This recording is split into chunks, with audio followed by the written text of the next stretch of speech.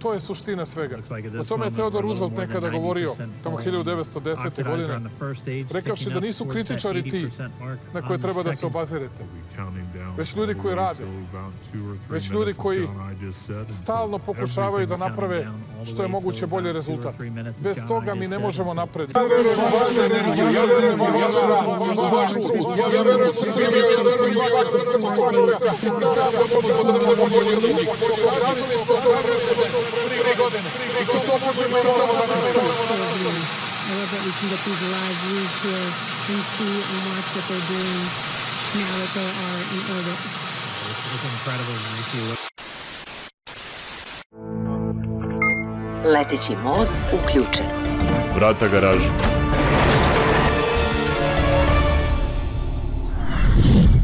I gospodine predsjedniče, kao da okolnosti nisu bile takve da morate da vodite ovu zemlju i narod i kroz najteže poplave u savremeno doba, nisu bile takve da morate da vodite ovu zemlju i narod i kroz najteže poplave u savremeno doba, kao da nije bilo dovoljno komplikovano da izgradimo, to jest da prvo sprovedete fiskalnu konsolidaciju koja nam je omogućila da izgradimo sve ove projekte ili da pokrenemo ove projekte koje sam malo pre naveo.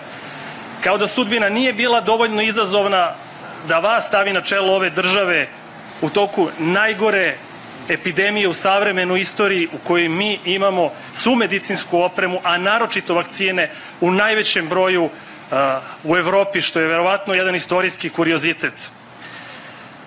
Vi ste došli, odnosno i mi svi koji smo ovdje sa vama, u situaciju da moramo da rešavamo i projekte koji se vuku ne jednu deceniju, ne 2 decenije, nego često po 5 decenija. Najbolji primer, odnosno najgori primer je verovatno obilaznica oko Beograda.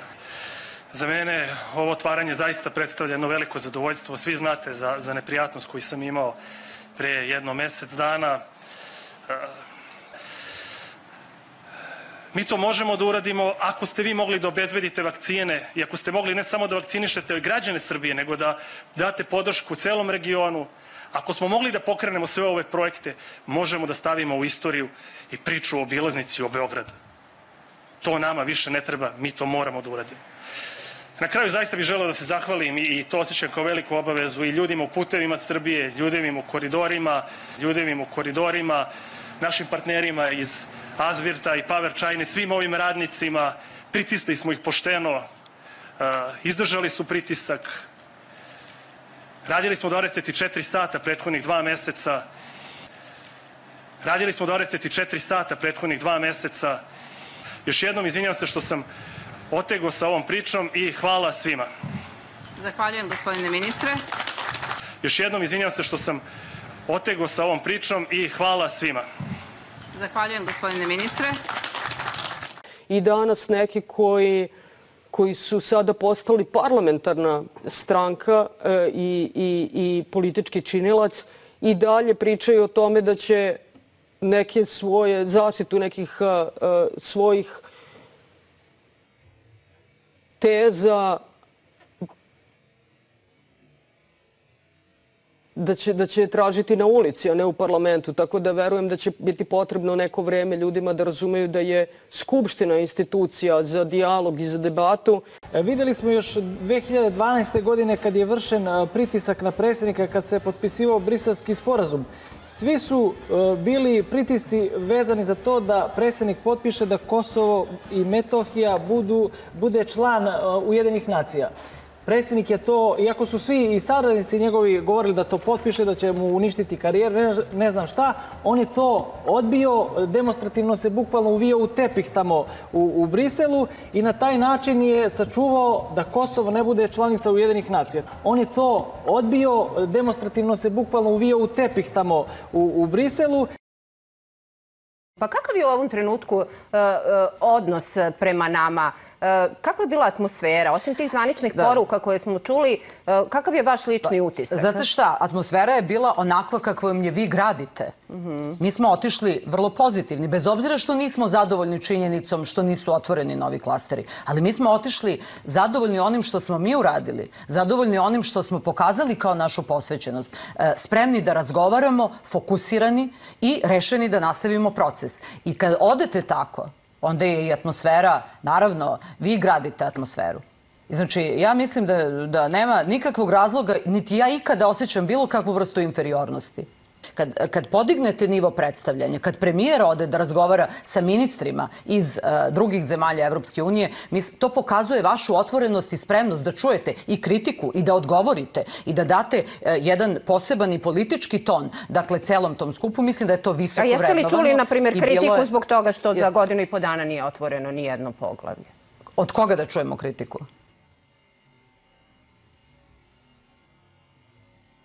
Od evropskih predstavnika. Pa ja mogu da kritikujem njih što su između ostalog, dakle, propustili svoj, ja bih rekla momentum. Mislim da je dobro što je i komesar Varhej i sve države članice konstatovale da po novoj metodologiji je otvoreni klaster 1, što je zaista najvažnije, jer kada vam je otvoren klaster koji je deo vladavine prava, koji je kriterijum za sve drugo, onda i mi imamo jasne instrumente kako se meri naš napredak, jer ja mislim da je trenutno vreme za suočavanje sa budućnošću, a ne samo sa pričom o prošlošću. Budućnost je izazovna za ceo evropski kontinent, za sve nas u regionu.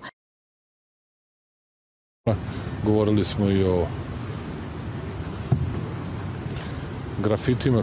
Kad god misliš da se ne sjećam ili da stanem na sekund, razmisli dva put da li znam ili ne. Dakle,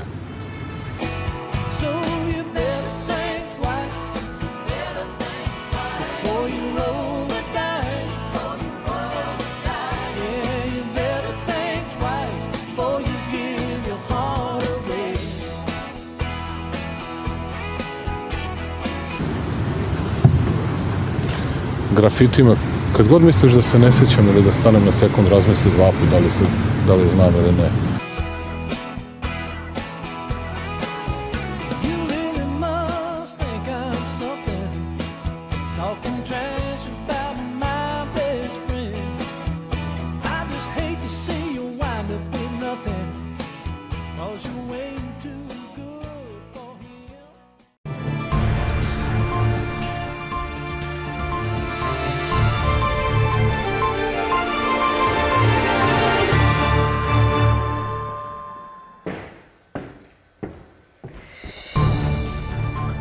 Kako volim ovu muziku, tako je dramatična drama queen. Dobro jutro, poštovani gledaoci, pratite najkontroverznije jutro u Srbiji. Navikli ste se na mene i na moje dobacivanja. Gost jutra, politički gost jutra, dr. Vojislav Šešelj. Dobro jutro. Dobro jutro. Nakon toga što je predsjednik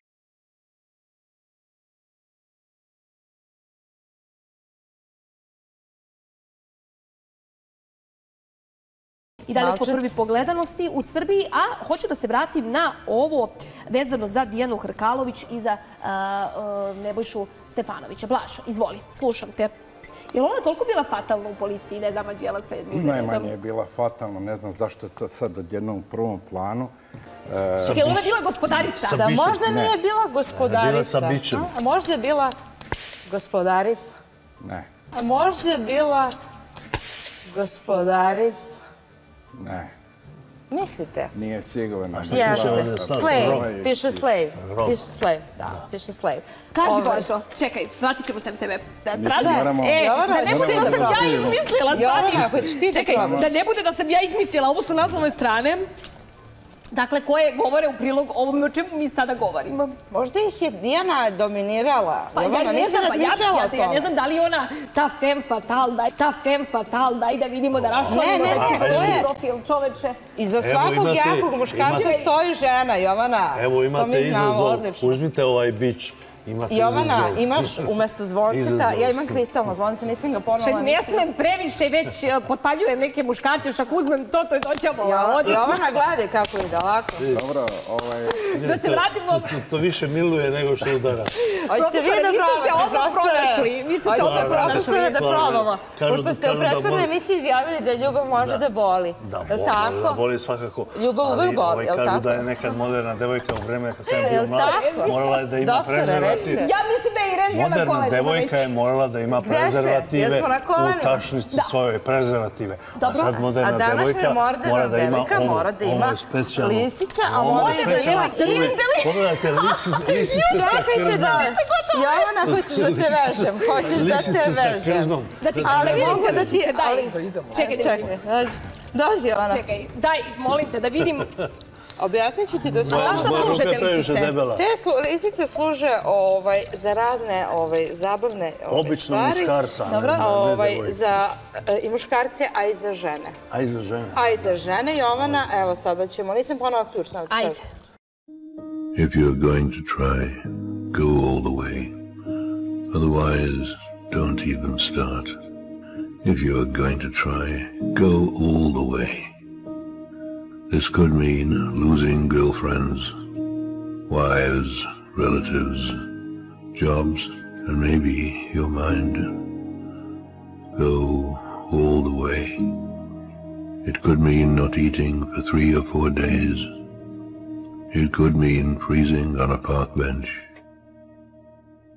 It could mean jail. It could mean derision, mockery, isolation. Isolation is the gift. All the others are a test of your endurance, of how much you really want to do it. And you'll do it. If you're going to try, go all the way.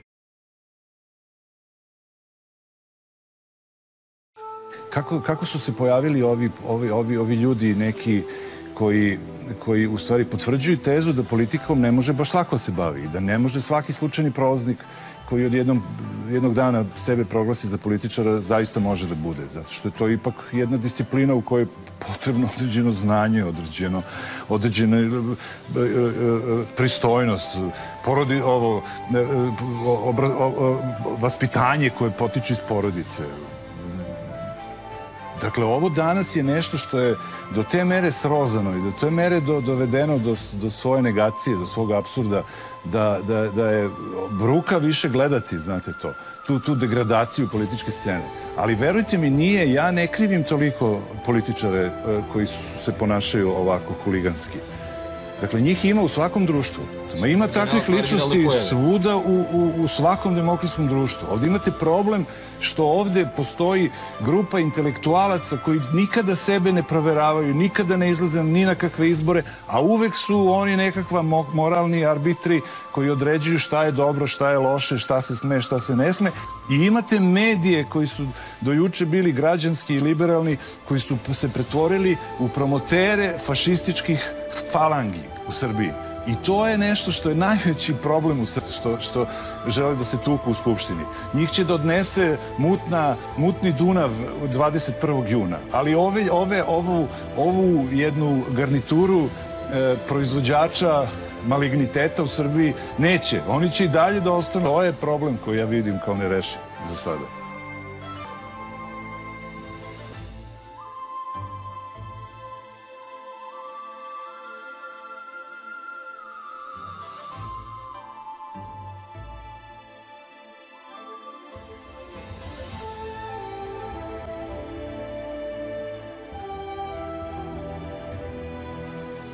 Ja ne moram da plaćam ljude da bi napunila salu. Njih nije boleo moj lapsus. Njih je bolela moja puna sala. Jer ti isti koji su protiv mene i koji su, svima jasno da oni nikad ne vole Srbiju kada ide napred. Oni uvek im smeta predsjednik. Uvek im smeta predsjednik. Svima je jasno da... Svima je jasno da je Vučić kriv za sve, to znamo. Ne, svima je jasno da Srbija ide napred i da niko ne napada predsjednika Vučića zbog Vučića, nego ga napada zato što je to čovek koji nama garantuje bolje sutra. I onda normalno da će oni njega da napadaju, jer što bi ja rekla, oni meni liče na jedne sotone koje se prosto jave čim Srbija krene napred. Oni meni liče na jedne sotone koje se prosto jave čim Srbija krene napred. Tako da ja sam neko ko je levičar i po opredeljenju, i po ubeđenju. ali sam uvek tu da podržim nekog ko vodi Srbiju sigurnim korakom, jer predsjednik Vučić vodi Srbiju tako što od Srbije želi da napravi Švajcarsku. A ja kao neko mlad, naravno da želim da Srbija bude Švajcarska. Ja sam se odlučila za vas, jer ste vi genije medija. Vi ste jedan ozbiljan profesionalac u svom poslu i meni je čast da moje prvo gostovanje na nekoj televiziji bude... Evo, ja sam tebe branio... Nikada do sada nisi gostovala ni na jednoj televiziji. Nikada nisam gostovala. Pa najviše me pogodilo to što su oni mene predstavili kao nekog ko je pokupovao... Kao neku gupaču, budalu. Ne. Kao neku gupaču, budalu. Ne. Oni su mene predstavili kao da sam ja pokupovala fabrike za 3 eura i da sam narod isterala na ulice kao što je bilo tokom vladavine Đilasa do dolaska predsjednika Aleksandra Vučića na vlast. I onda su se sad oni ujedinili i preko raznoraznih Kesića i raznih novinara. Pa ne može da diraš Ana Kesića, ali Kesić je šansa u budućnost. Kako ne shvataš? Ko bi u Srbiji znao za tebe da te Kesić nije lansirao? On te lansirao. Ali ja njega sada molim, evo, pošto je mene lansirao... A ja ga samo molim, ali me ništa ne sluša. Ajde, možda tebe posluša. Dobro. Evo, pošto on mene voli da sluša, ja ga molim da načulji uši i možda ima sljedeću premijeru mog novog lapsusa. Tako da, eto, dobro njemu, dobro meni. Pre tačno 14 godina. Ja i Aleksandar smo trebali da se sretnemo, da nešto dogovorimo na Novom Beogradu. I on je dolazio sa svojom ćerkom Milicom, još tada malom devojčicom. I kako smo prolazili jednu uličicu, park onako ulevo, bilo je negde oko 2 popodne, i pored jednog drveta svađaju se mladić i devojka. I sad ne možemo da ne čujemo te glasove. Ja se pravim da ne čujem, malo sam se uznemirila, strah me.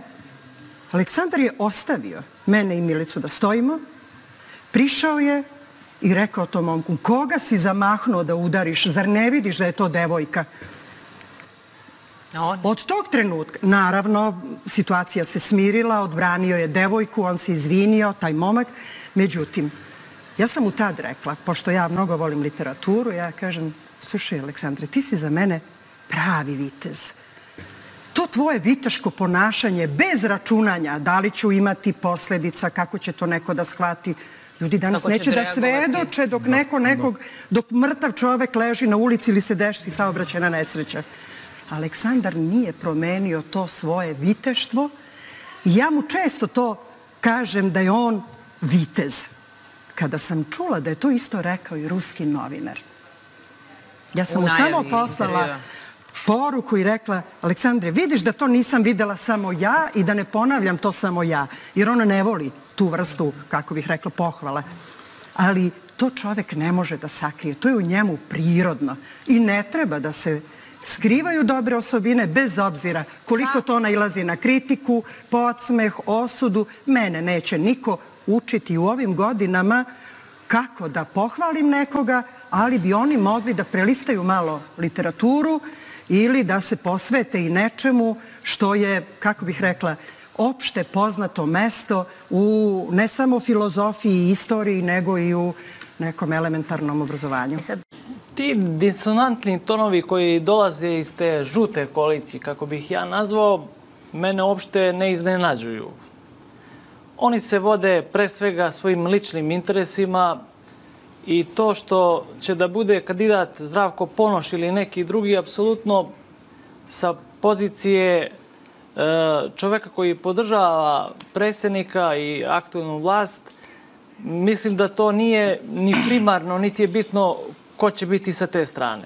Ako on bude kandidat, vidjet ćete kakav će biti odgovor naroda i građana Srbije prema takvom kandidatu. Zato što u konačnom narod je najbolji sudija i on najbolje zna da meri ko je radio u njegovom interesu, a ko ne radi u interesu naroda.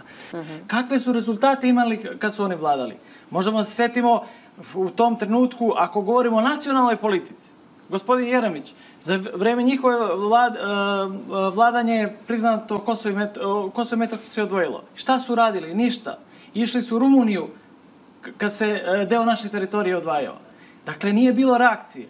A o gospodinu Đilasu i njegovim rezultatima za vreme gradonačelnika, da i ne govorimo o Mostu na Adi, o Bulevaru i raznim aferama. Dakle, mi s Evropskom unijom gotovo Imamo 2/3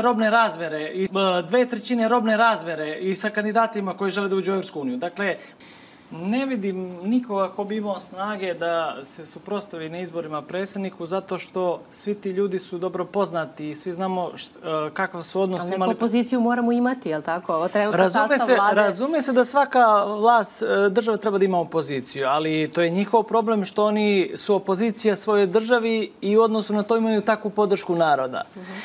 Morate da imate jedan pristup prema državi koji je patriotski da bi imali podršku naroda. To su ti rezultati. Kad je predsjednik postao ministar odbrane, mi nismo imali nijedan avion koji je imao snage da poleti. Sada imamo celu eskadrilu aviona 4+ generacije.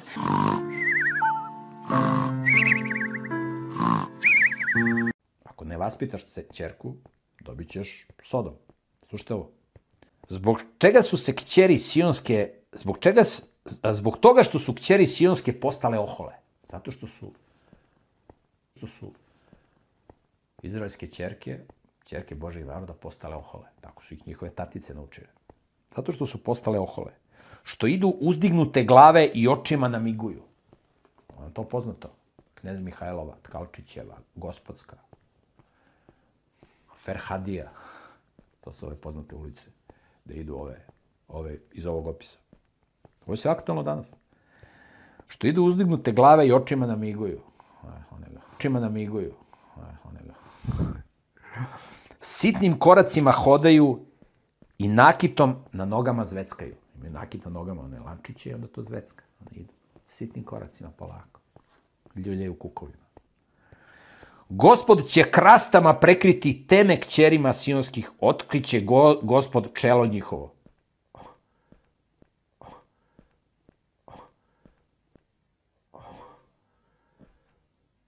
Znači imaće kraste po svojoj glavi. Te što idu Tkalčićevom, knez Mihajlovom. Tog dana Gospod će im oduzeti njihovu lepotu. Ukrase oko nogu, trake koje nose oko glave i nakit u obliku meseca. Minđuše, narukvice i koprene, pokrivala za glavu, lančiće što oko nogu nose i pojaseve, bočice sa mirisima i amajlije u obliku školjke, prstenje i alke za nos, moderno body piercing, da izbušite telo. Svečane haljine i tunike, ogrtače i torbice, ogledala i donje haljine, turbane i dugačke koprene. Umesto mirisnog balzama biće ustajali smrad. Više neće ne mirisati. Razumete?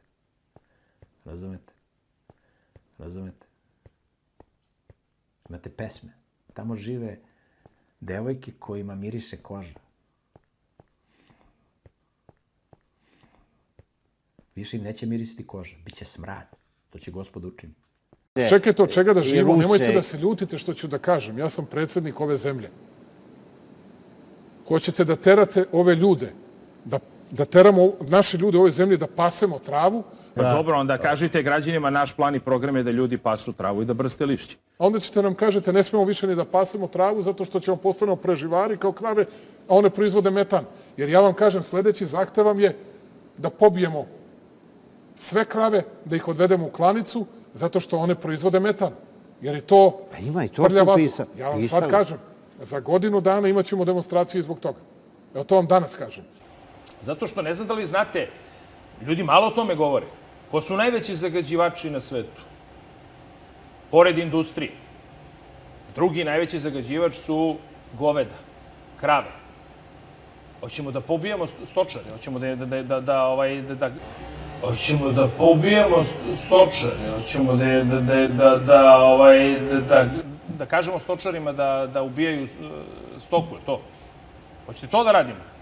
A inače, to će biti jedan od udara na našu zemlju. Da, mi smo zaključili da ovoga stoji političko pitanje. Nego širom čovečanstva, jer se krava, ne znam da ljudi to znaju, smatra najvećim uništiteljem trave, pijeće vode, najviše metana izbacuje i tako dalje. Imate u Americi, imate Netflixov film, čitav snimljen oko toga, koliko je to psihološki farmerima teško u Americi danas kad im pričaju kako je uzgoj stoke nešto što je strašno. Ljudi decenijama se bave time, s kolena na koleno prenose i sad neko im kaže to znate ništa ne valja, morate da uništite vaša krda. Da li ste normalni ljudi, šta radite? A Deutsche Welle vam je nedavno proizveo novu modu. A to je deca nam nisu potrebna zato što nam uzimaju čist vazduh i može da dođe do dodatne emisije CO2. Deca opasno. Deca i mlad bračni par se odlučio, dostavit ću vam to sutra, mlad bračni par, oni ih promovišu, odlučio se za to da nema dece zbog toga što će time da nas spasu od dodatnih emisija CO2. A ljudi, malo je previše. Sad kad uzmemo biografije koje ste nam dali, počnemo da čitamo kroz te biografije, ima jako interesantnih detalja, gde praktično, počev od ministra Ivice Dačića, koji, osim što ima prosječnu ocenu 10, što je za svaku pohvalu naravno, niti govori strane jezike, niti može da se bavi ovim poslom za koji je postavljen. Doktor Nebojša Stefanović, za pitanje za mandatarku je, da li ste pročitali njegov doktorat Nova uloga strategijskog menadžmenta u upravljanju lokalnom samoupravom? Ja sam ga pročitao. Da li znate šta piše u njemu? I šta je akademska zajednica govori? Dobro, za gospodina Rasima Ljajića znamo zašto je u vladi. Zatim, Zorana Mihajlović. Ništa u njenoj biografiji nema veze sa saobraćajem. Ili recimo Branislav Nedimović, u biografiji piše da je završio pravni fakultet i ništa o poljoprivredi, šumarstvu i vodoprivredi, osim što je bio gradonačelnik Sremske Mitrovice. Ja ne kažem, možda u biografiji nedostaju neke stvari, ali jednostavno ne stoje. I sami ste rekli u ekspozeu da izražavate poštovanje prema poslanicima. Ako izražavate poštovanje, onda je potrebno dostaviti pune biografije da bi znali za koga glasamo. Doktor Zlatko Lutovac, ekonomista, je naš gost u okviru prelistavanja dnevne štampe. Hvala što ste došli naše novo jutro. Bolje. Hvala što ste došli naše novo jutro. Bolje. Za pametna čoveka i komarac je muzika. Vuk uvek pojede prvu ovcu koja se odvojila od stada. Po meni ovo je najveći udar na ekonomiju od kako se beleže ekonomske aktivnosti na kugli zemaljskom. Međutim, mi smo, srpska ekonomija, ne neka druga, će imati najveći rast bruto domaćeg proizvoda u Evropi ove godine i naredne 3 godine. To je neverovatan rezultat za srpsku ekonomiju. I sad postoje ovde ljudi koji osporavaju, pa videli smo u jednoj emisiji na drugoj televiziji kad je gost bio predsjednik, kad je predsjednik govorio o rezultatima gde kaže da prvi put ćemo sledeće godine preteći Hrvatsku po rastu bruto domaćeg proizvoda. On kaže, pa rekli mu nekakvi prijatelji da Hrvatska ima duplo manji broj stanovnika, pa šta s tim? Ali Hrvatska je 50 godina ekonomski bila ispred nas. Također Hrvatska je članica Evropske unije. Razume se. Mi u ovom trenutku, to je sledeće godine, prestižemo Hrvatsku po bruto domaćem proizvodu. To je ranije bilo nezamislivo. I doći će vreme kada ćemo i preteći i po bruto domaćem proizvodu po glavi stanovnika. I uvek postoje ljudi u Srbiji koji žele na neki način da ospore i da minimiziraju srpsku ekonomiju. To više nije moguće. Srpska država i srpska ekonomija su ojačali kao nikada ranije i ne zaboravite, mi smo jedina zemlja u Evropi koja će u doba najveće svetske krize od kako pamtimo povećati plate i penzije. Povećati plate i penzije. Po meni je najbolja vakcina ona koja dođe prva. I po meni Kina je budućnost. Dakle, Kina je budućnost ne zato što ja to volim da bude ili zato što sam ja to rekao. Poštovane Nišlije, drugarice i drugovi, članovi i simpatizeri Socijalističke partije Srbije, prvo moram da se zahvalim vama koji ste uvek tu da me podržite i da mi pomognete u svom radu. Ja želim samo da podelim činjenice sa narodom. A vama dajem reč drugima da pustite ovaj govor na RTS-u i na Pinku. Ako ja lažem, neka mi se smeje narod. I sve poštene ljude molim da mi organizuju u svojim mestima tribine gde ću pričati istinu narodu ako mi se, ne daj Bože, nešto ne desi. Danas u ovim redovima niko nije ucenjen, primoren, kupljen, doveden. Među vama nema funkcionera koji bi pravili gužvu, jer se tim metodama služe marionetske vlasti kako bi pokazale lažnu snagu i obedili napaćen srpski narod. U suprotno, a da kao rade dobre stvari. Danas je realno da ljudi u Srbiji više nemaju, a malo je onih što imaju. Međutim, razmislite da marionetske vlasti po stranoj diktaturi na ovaj način udaljavaju Srbiju, čoveka od vere, hrišćanstva. Danas na majke sede pored svojih gladnih mališana jer neće da se učlanjuju u stranke, a nemaju novac da potplaćuju da bi im deca išla u vrtiće. Zar smo to dozvolili? Jer žene nemaju gde decu, a sposobne su i tekako za rad. Mnogi danas ovde pamtite kako je nekada u slobodi. Ništa nije bilo teško i kako se ljudima činilo da je sve lako i moguće, ali to je zato što smo imali slobodu i mogli smo mnogo da uradimo.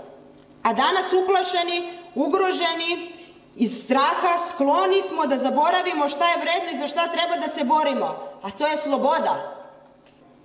Jer Bog stvori čoveka da mu da život i slobodu, a ne da bude rob. Izvolite. Izvolite, sledeće pitanje. Neću više ovako dugo da odgovaram. Izvinite što sam se Žaklina Tatalović, N1, Žaklina, izvoli. Dobar dan, Žaklina Tatalović, N1 televizija. Kad ste već pominjali komplikacije i EPS struju, ministarka Mihajlović kaže da bi struja trebalo da poskupi da bi se EPS stabilizovao. Ana Brnabić, premijerka, danas je objašnjavala da je ona odvrtala sijalice u Londonu kako bi uštedela struju. Sad, kako vi štedite struju? Koliki vam je poslednji račun? I da li će građani plaćati nesposobnost EPS-a koje ste vi lično postavili ili plaćaju nešto drugo? Struja će jednog dana poskupiti, a kad će da poskupi, to je onom trenutku kada budemo shvatili da smo zauzdali inflaciju, da možemo da je držimo pod kontrolom, iako nam je ta inflacija uvezena, iako je realno mnogo niža nego u mnogim, čak najrazvijenijim zapadnim zemljama, jer kod nas nemamo trikove da Pringles smanjujemo na 185 grama, a da ostavljamo istu cenu, pošto se mi trikovima ne bavimo, već mi narodu saopštavamo stvarnu istinu i kada nešto poskupi, onda kažemo da poskupi, nemamo problem sa tim, tako da logične su potrebe EPS-a da električna energija poskupi. Što se tiče toga ko je koga postavljao, ja nemam problem sa tim. Da li smo pogodili, da li smo imali genijalno rukovodstvo, svakako nismo. Samo ono pre njega je bilo još gore. Tek toliko da imate u vidu. Ono koje su ovi vaši postavljali je bilo još gore. I mnogo više kralo nego ovo. I mnogo više kralo nego ovo. I mnogo više kralo nego ovo.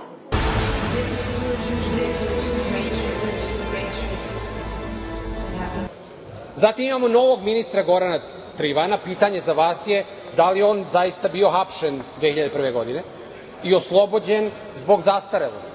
Tako da sad dobijamo drugog ministra koji je bio hapšen. Zatim Aleksandar Antić u njegovoj biografiji, osim partijskog službovanja po raznim skupštinama opština i tako dalje, nema ništa o energetici. Zatim Nela Kuburović, kad pogledate, jako dobar student, međutim iskustvo koje je potrebno da bi neko bio ministar pravde je ogromno. Morate dobro da poznajete sistem da biste ga reformisali. Kad pročitate tu dugačku biografiju koja govori o tome da je bila na dvomesečnoj praksi u Raiffeisen banci, da je bila pripravnik volonter u Prvom opštinskom sudu, da je posle toga radila u parničnom odeljenju kao pomoćnik sudijski kratko vreme, a onda u Ministarstvu pravde. Odakle dolazi iskustvo za reformu? Ili recimo Branko Ružić, kakve veze ima sa državnom upravom? Koje iskustvo osim partijskog, osim ako niste nešto izostavili u biografiji? Evo recimo iz biografije Aleksandra Vulina.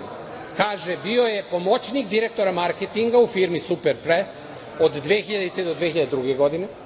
Nakon toga od 2003. do 2007. bio direktor marketinga u firmi Color Press, zamenik generalnog direktora Color Media International od 2007. do 2012. Bio je odgovorni urednik nedeljnika Pečat i kolumnista u više dnevnih i nedeljnih listova. Kakve ovo veze ima sa Ministarstvom odbrane? I nismo se mi danas sakupili da pričamo samo kako je bilo, kakvi smo bili kad smo bili mladi, kad smo još imali svu kosu. Nismo se sakupili da pričamo kako je bilo i kakvi smo bili, već da se sakupimo da kažemo kakvi ćemo tek da budemo, kakva će Srbija da bude. Pred nama su izbori. Pred nama su izbori svih izbora. Srbija stoji na prekretnici. Srbija će se pitati iduće godine hoće li u NATO pakt ili da sačuva vojnu neutralnost. Pitaće se hoće li u evropski fanatizam ili da sačuva svakog prijatelja od Rusije do Kine. Pitaće se Rusija, pitaće se Rusija, pitaće se Rusija, pitaće se Srbija iznad svega da li će da sačuva politiku ekonomskog razvoja i napretka, politiku Aleksandra Vučića, politiku političke i ekonomske stabilnosti, ili će da propadne u moru malih pohlepnih partija koje će da se otimaju i prodaju, koje će da traže mesta sebi i svojim liderima, a neće razmišljati o tome kako će izgledati Srbija na ulicama i kako će izgledati Srbija u školama. Idući izbori su izbori za nastavak politike, za očuvanje politike stabilnosti. Nema uspešne Srbije ako nije politički stabilna, a bude li Srbija određivala svoju vladu i svoju budućnost na osnovu volje stranih ambasadora koji će kupovati male i još manje političare, pitaće se Rusija. Neće biti ni ekonomskog napretka, neće biti ni samostalne politike, neće biti nikoga da govori, jer neće dati, jer će se prodati. Idući izbori su izbori za nastavak politike Aleksandra Vučića. Ili će Srbija nastaviti da raste, ili će se umanjiti pa do neke sledeće prilike kad treba da se rode i neki drugi ljudi. Ja sam ovde i ključne odluke ću da donosim, koje ćete videti u narednih nekoliko dana. Bude li problema sa dovoženjem respiratora, sam ću da sednem u avion i da odem da vadim iz našeg magacina pa da vidim ko će da me spreči da se vratim sa tim respiratorom. Zato što zna da je izneo poluistine, delimično tačne stvari oko nečeg drugoga, nekomu je naredio da mora da izmisli što on pokušao čak negde da sakrije. Sa ekskurzije, neki klinci se nešto zavitlavaju na slici. Ja sam naravno se uhvatio za to. Znate li da u Americi svakih 10 sekundi, kada taj posao obavljaju, gine, svakih 10 sekundi, ponavljam, gine jedan od perača prozora. Suština je u tome da morate da pokrivate težak kriminal i od kokica, što morate da pokrivate otimanje novca Beograđanima, lažnim pričama u koje se upletete kao trice u kućine i u kojima više ne znate šta ćete da objasnite i kako da objasnite. I ljudi vide da ova zemlja ima dobre simbole. Simbol ove zemlje je Mercedes. Očekujemo da ovaj autobus bude najprodavaniji u jugoistočnoj Evropi, a posle toga predstoje i međugradski autobusi, i turistički autobusi, i veliki gradski autobusi. Dakle, Ikarbus je firma koja je bila na kolenima, gotovo uništena. I kao što mi je lako i lepo da vodim narod kada me primaju Putin, Merkel, Xi Jinping i ostali, i kada učestvujem u dobijanju nagrada i ordenja, bit ću u svoj narod, bit ću zajedno sa svima vama i kada je najteže. I nema više da me pitate kako nabavljam respiratore. Evo, nabavio sam još 50, jutro se nigde vam ne piše nabavka. A nabavljat ću još. Snalazim se. Je vam nešto smešno? Sve što treba, ja ću da idem svakog dana, ću 3 penzionera, lično ću da odnesem hranu. I sve što treba. Da bih pokazao primjerom i to da ga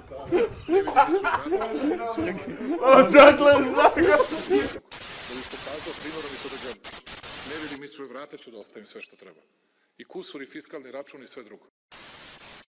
U subotu sam dao intervju za austrijsku državnu televiziju koja je došla da prima proces vakcinacije u Srbiji. Mislim, da vam kažem, ja sam 2014. godine otišao u londonski City. Zamislite, stvarno taj čovjek koji ne zna da li se završio rat, sad će nekom svom klijentu, kaže, uloži pare tamo gde on ne zna da li se završio rat. To je nemoguće.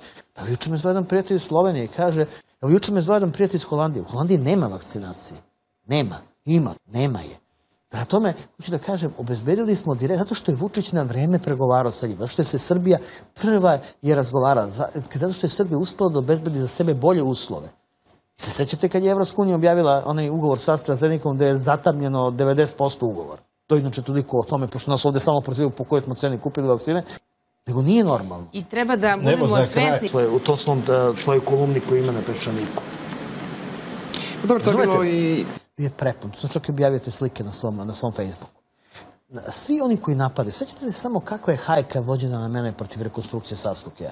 Ljudi su tu trčali, napadali su ih svi, bila je močvara, znači na šta je to ličilo? Samo pogledajte na šta je to ličilo, a na šta danas liči. Bila je močvara. Sad oni više ne napadaju spomenik, pošto je nemoguće napadati su spomenik jer se vidi. Pošto je nemoguće napadati su spomenik jer se vidi da je narod došao. Ne, sad su našli sociologa koji je rekao, znate, narod dolazi do spomenika zato što je režim ih je ubedio da je to svetinja.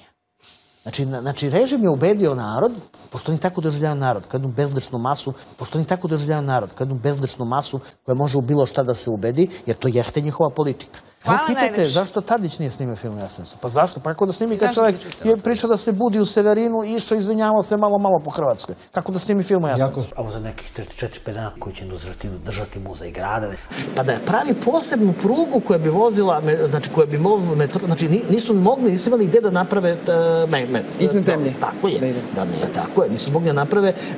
Pa zato su neke arhitekte napustile, inženjeri. E sad, juče me zvao jedan prijatelj iz Slovenije i kaže, evo ovde, ja znam desetine ljudi koji bi platili da mogu da se vakcinišu u Srbiji. Naravno, ne mogu. Evo, juče me zvao jedan prijatelj iz Holandije. U Holandiji nema vakcinacije.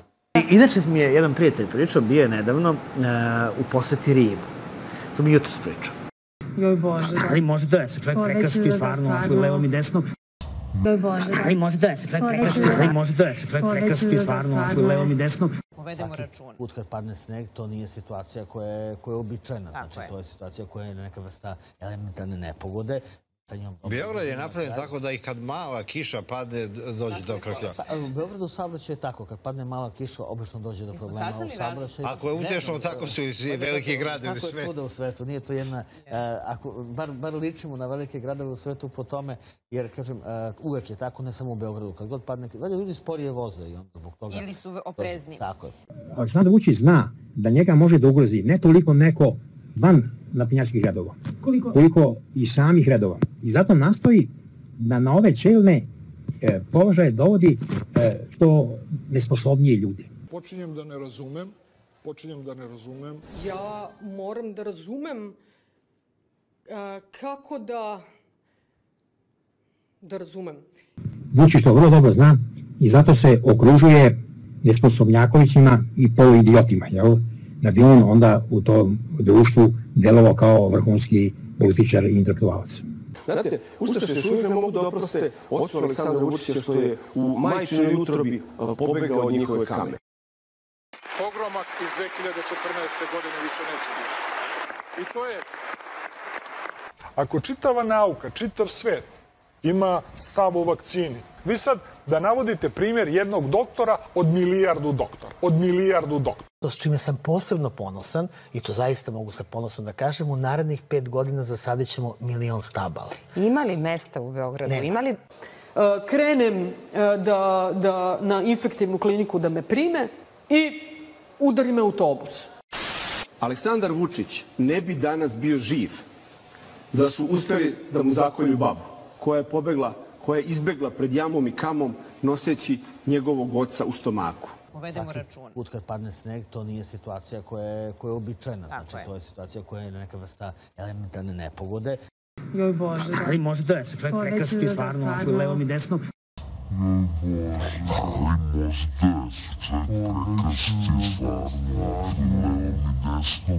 U svakom slučaju, to pokazuje do koje mere mi restauriramo spomenike, vodimo računa o Beogradu. Jer on sada bezbedan, on sada sve, dakle, nema više nikakve dileme. Naravno, postament, to je bilo pitanje u javnosti, postament je ostao nagnut 30 cm, zato što je on vremenom se nagnut. Zašto je nagnut?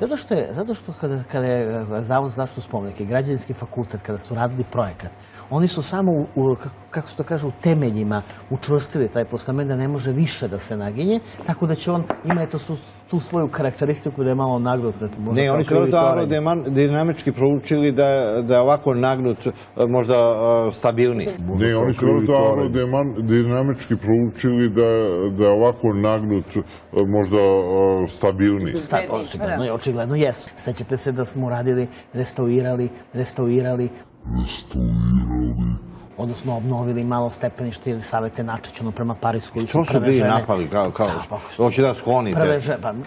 Da kažem, imate, nažalost, u ovoj zemlji jednu grupu ljudi koja samo emituje lažne vesti. Đilas ima svoju fabriku laži, dove ljudi iz Britanije koji emituju lažne vesti i on živi na lažne vesti. Kako je Britanija? Nema dovoljno lažova u Srbiji da izgleda da je doveo neke diplomirane lažove iz Britanije. Čekaj, pa ima dosta ovih naših. Koji to izgleda bolje rade za njega od ovih. Da li je ugovor sa austrijskom firmom Strabag objavljen na portalu Uprave za javne nabavke ili ne?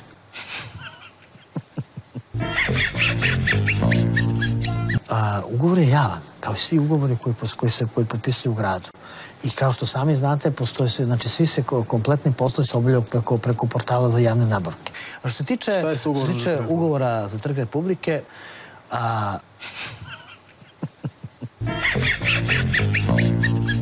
mi ćemo ugovor za Trg Republike objaviti 1. novembra, onog dana kad izvođač bude završio preslaganje kocki na Trgu Republike i kad bude predao kolovoz na upotrebu.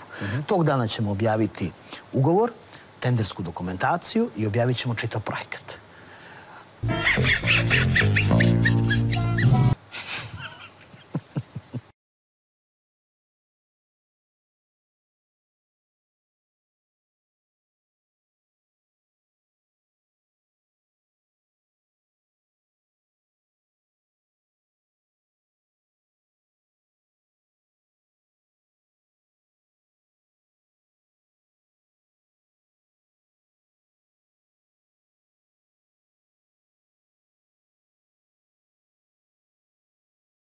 Ako smem u dve reči da analiziram, morat ćemo dalje da snažimo naše helikopterske jedinice, morat ćemo dalje da snažimo pre svega upotrebu bespilotnih letelica dronova. Mi imamo vrabac za osmatranje, imamo CH-92 male razorne moći, nabavljat ćemo CH-95 veće razorne moći, ali sam tražio u razgovoru od pre 2 dana od predsjednika Erdogana barjaktare i dobio sam obećanje da ćemo preko reda stići, odnosno dobiti mogućnost da kupimo barjaktare turske i da ih uvrstimo u oružje i opremu Vojske Srbije.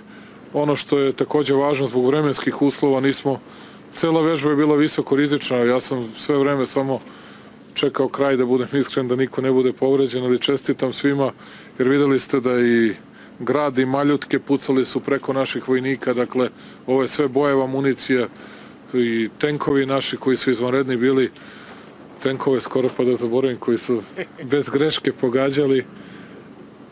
Naš načelnik generalštaba je tenkista i za njega i za Simovića ne postoji oružje dok ne dođe tenk. Šta?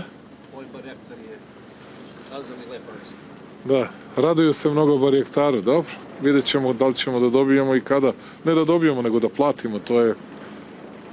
Ali ćemo morati mi mnogo da ulažemo u razvoj dronova, u robotiku, u sve ono što. Jer sada je oružje toliko sofisticirano da sa lakoćom razara i uništava živu silu i videli ste kako mi to danas radimo i sa koliko više snage, koliko više moći. I mi ćemo vam narednih dana pokazati novi ponos Vojske Srbije, nešto što dramatično pojačava naše borbene sposobnosti, ali to će biti utorak ili sreda, pa ćemo vam to tada pokazati. Vojska Srbije je danas mnogostruko snažnija nego što je ikada bila i verujemo da naša snaga je značajan odvraćajući faktor za sve one koji bi želeli da ugroze bezbednost i koji bi pokušali da ugroze slobodu i mir građanima Srbije i naravno stabilnost. Ja ću se boriti i uspećemo zajednički da sačuvamo mir i stabilnost.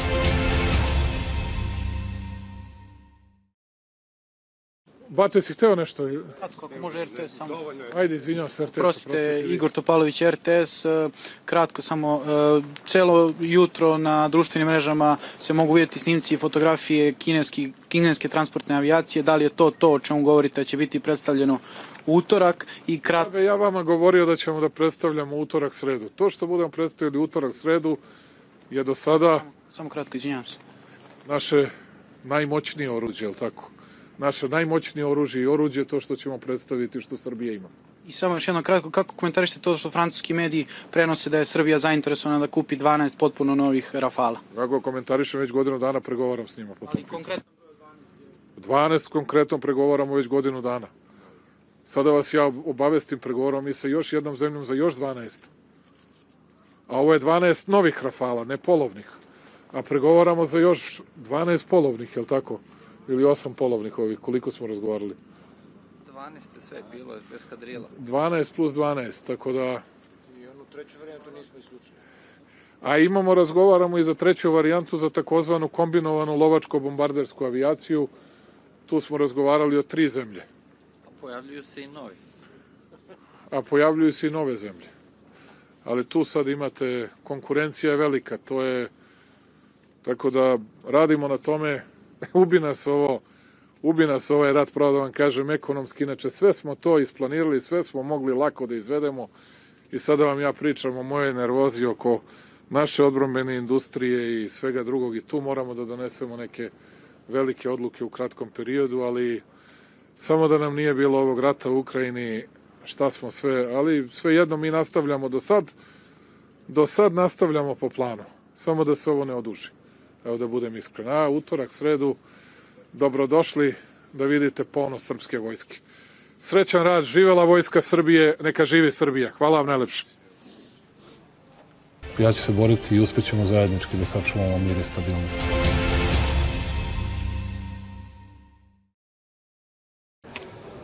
Zatim Jadranka Joksimović, ministar za evropske integracije. Kaže, karijeru je započela kao demonstrator na Fakultetu političkih nauka. Demonstrator je neplaćena funkcija. Pomaže profesoru. A nakon toga u Srpskoj radikalnoj stranci i tako dalje.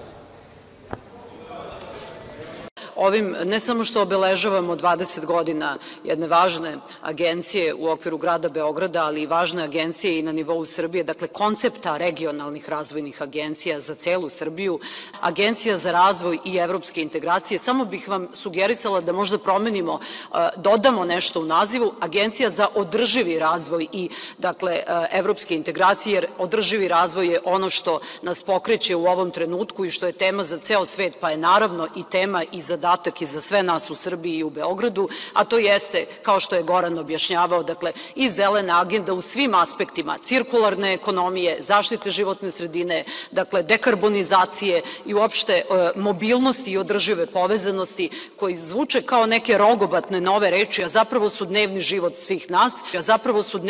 svih nas.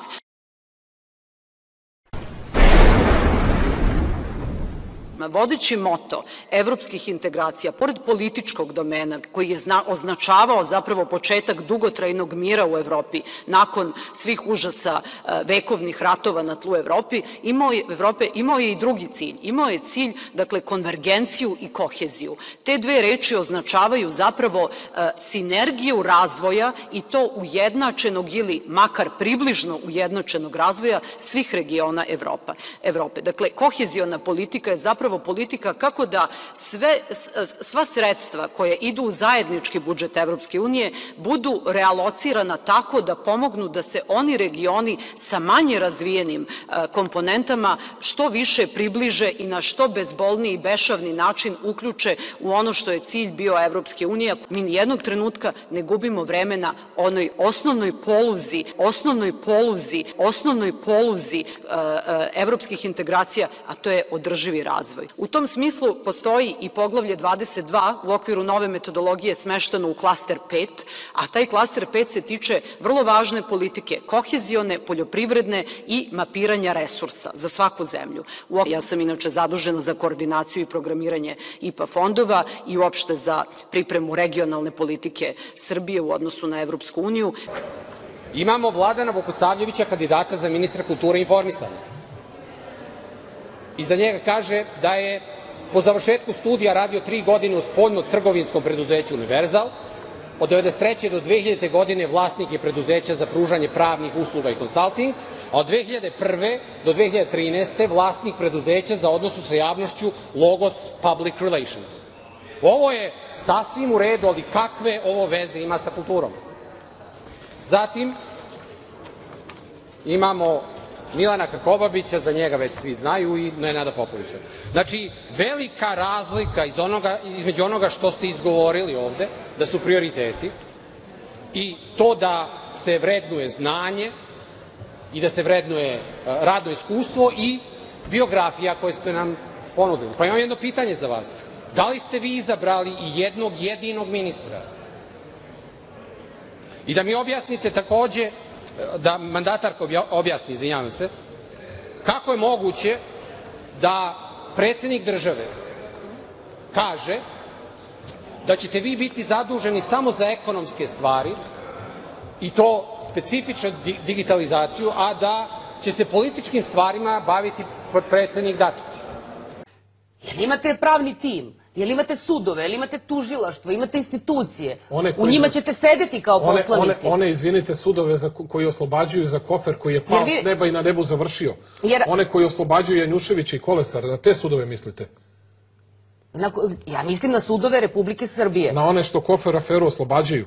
Bio Dačić, nije bio Dačić. Mislim na one sudove koji sude i saradnicima Velje Ilića i na one sudove, eto na te sve sudove. Na te sudove koji sude Velji Iliću, a zato za koferče Ivice Dačića ne znaju.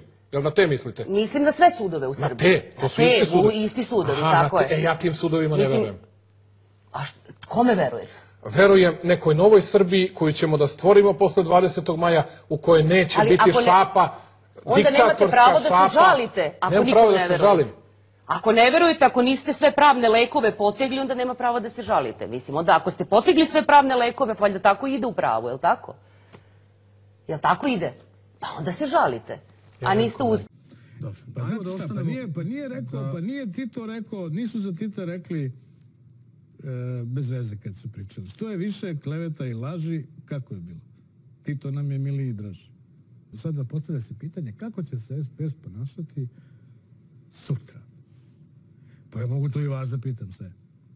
Pa kako ćete se vi ponašati sutra ako se nešto promeni?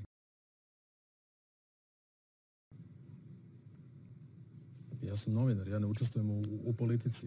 Vas građani pitaju kako će se gazde, pa ja sam svašta prošao u životu.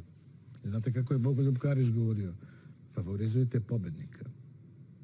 Nemo sad meni neko drži predavanje o svemu tome. Posljednji napad na predsjednika Vučića usledio u filmu Vladalac. Dakle, emitovano na jednoj televiziji. Imate li možda komentar na taj film? Ja ne gledam tu televiziju, niti sam gledao taj film. Sada je tu centralno pitanje. Da li su dobri ljudi pravilo ili su izuzetak?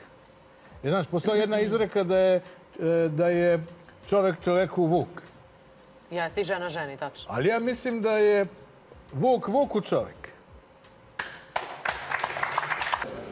Član 125 Ustava kaže: predsednik vlade vodi i usmerava rad vlade, stara se o ujednačenom političkom delovanju vlade, usklađuje rad vlade i predstavlja vladu. Gde je tu drugi premijer Ivica Dačić? Ovo je spomenik, ovo je ovde spomenik i on gleda na Vučića. Ovo je slabost Beograda je što ne koristi dovoljno prednost što je na dve reke. C'est une place qui, sous le soleil en été, doit être absolument magnifique. Mislim da je ovo mesto koje pod suncem preko leta mora da je apsolutno fantastično. Divno. Ovde je, znači, brdo, znači, planine, planinski deo je, zato se zove Kale Megdan, Kale je brdo. Ici, de ce côté-là, c'est pour ça que ça s'appelait Kale Megdan, parce que ça vient d'un mot turc, Kale, qui désigne en fait les vallons, les montagnes. To su bili Turci, u stvari, utvrđivi. I gde je tu priča o političkom i ekonomskom premijeru? Tako da ovo pitanje je izuzetno važno pitanje, tiče se i ustavnog poretka Republike Srbije. Da ponovim na kraju, građani jako teško žive, privreda jako loše posluje. Glavni problem je što nije došlo do departizacije. Glavni problem Srbije je partokratija. Partijsko zapošljavanje koje je veće nego ikada, koje je pojelo sve sfere društva. I to je upravo ono što bi trebalo reformisati. Hvala. A Srpska napredna stranka, ja mislim, zaista bez daljnjeg ima najbolje, najkvalitetnije ljude, zahvaljujući Aleksandru Vučiću. Aj samo da se razumemo. Srpska napredna stranka sa Aleksandrom Vučićem je jedna priča.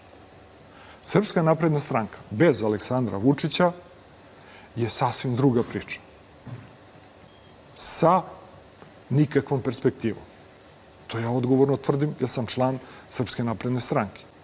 Mi smo jedina stranka koja stvarno ima podmladak i to podmladak koji je sada već ozbiljno verziran u politici. Dakle, i naš podmladak koji već sad ima jedan polumandat u Skupštini, kad kažem to je bilo 2 godine, u Skupštini kao narodni poslanici. I kako god se njima neko smejao ili se nije smejao, podrugivao se ili nije omalovažavao ih ili ne, to su ljudi koji su se ozbiljno kalili i čeličili tamo. I svaki dan su učili i svaki dan su napredovali.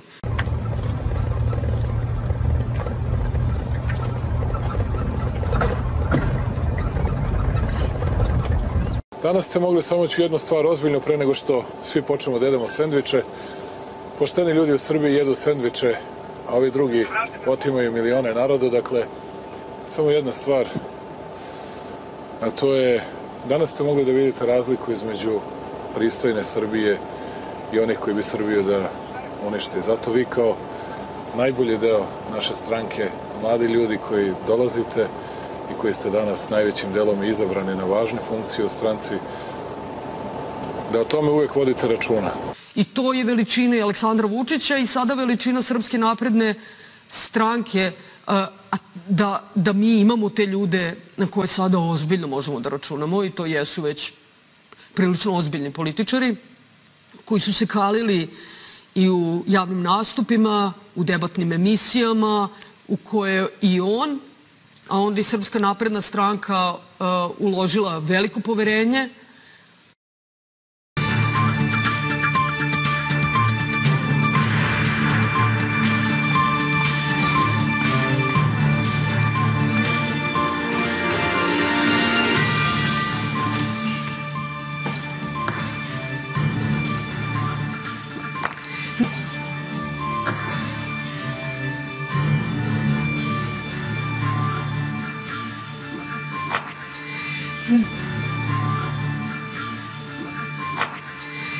Dobro jutro, Srbija.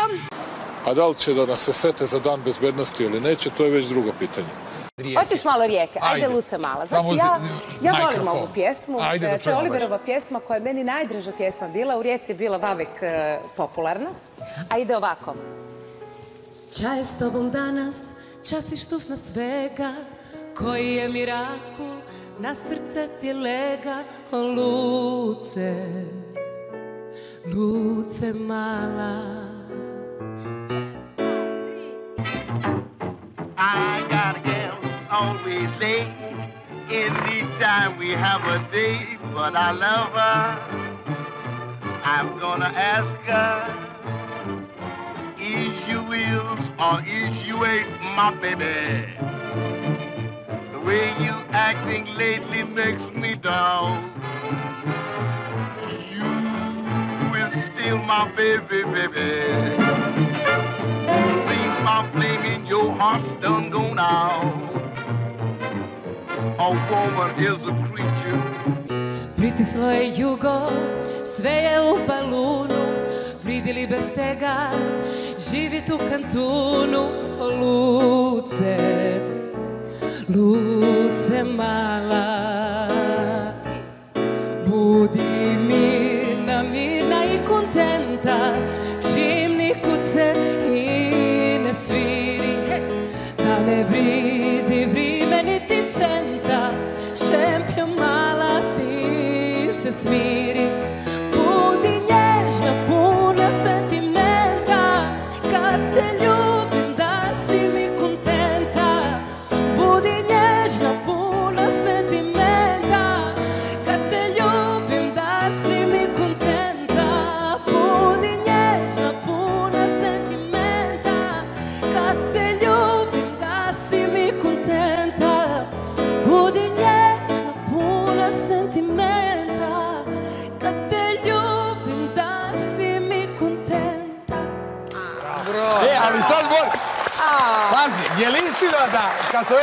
I danas neki koji su sada postali parlamentarna stranka i politički činilac i dalje pričaju o tome da će neke svoje zaštitu nekih svojih teza da će tražiti na ulici, a ne u parlamentu. Tako da verujem da će biti potrebno neko vreme ljudima da razumeju da je Skupština institucija za dijalog i za debatu.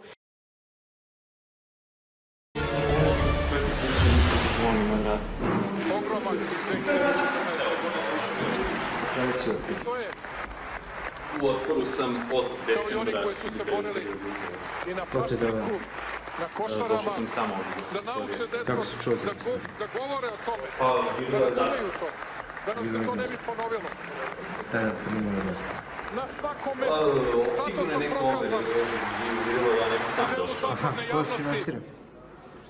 Mi se finansiramo pre svega od naših ljudi odavde iz Srbije i od ljudi iz emigracije, koji su upravo zbog situacije u ovoj zemlji morali da napuste ovu zemlju. Zašto su vam napuste? Ste bili kriminalci koji vi? Ne, gospodin, ja nikada do sada nisam bio privođen i ovo što sam sada u ovoj političkoj stranci je sramno i ja ću zapamtiti baš broj na način. Zašto što više ne daš takve želje? Nikada ne govoriš. Majko je! Joj, majko!